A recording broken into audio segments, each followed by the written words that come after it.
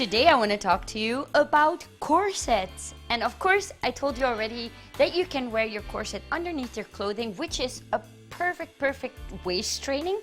But we also wear corsets without any clothing on top because we're burlesque performers. And if you're just a newbie and you don't have a lot of experience with corsets, I'm gonna show you how and the ins and the outs about corsets today. I'm wearing this perfect corset from what Katie did.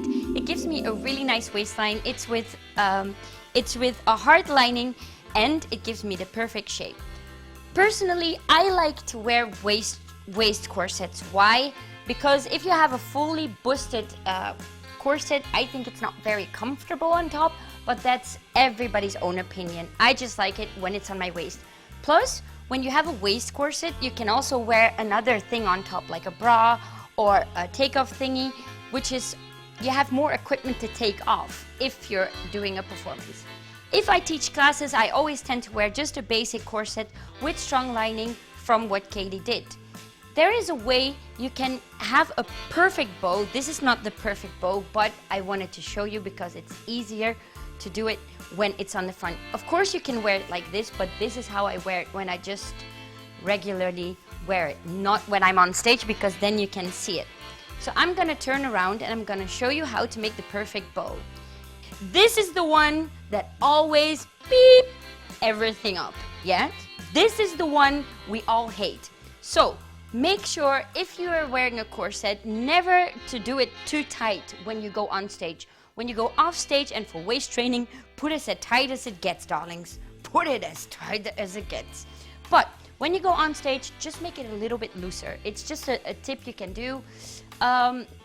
If you don't want to see it and you want to have like the perfect shape, make sure they're very long. I like it when they're longer than shorter, and make sure it's an actual, it's a tight one and not one of those lacy ones that is like really slippery, because it's not going to help you on stage and it's going to give you anxiety because that corset needs to come off on time.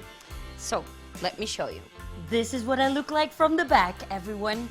So first of all, I make sure it's evenly white. What I'm gonna do is I'm gonna, in slow motion, underneath, I'm gonna do it like that, but don't pull too tight. You never wanna pull too tight.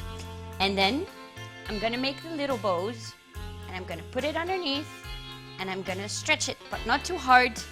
Do it like this and you have the perfect bow. You always make sure that these little thingies are longer, because then you can just do like this, ha, and you're free just in one time.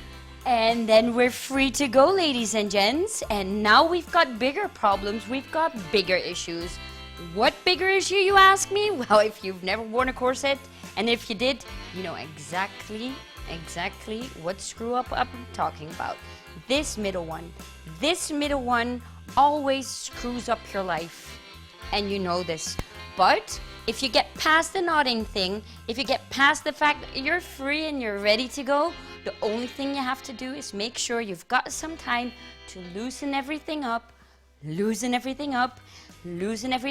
especially in the middle part, you always, like I always use my thumbs, that's what she said, I always use my thumbs to put them underneath, and I pull it out, and that's where my gut comes out, and it's freedom.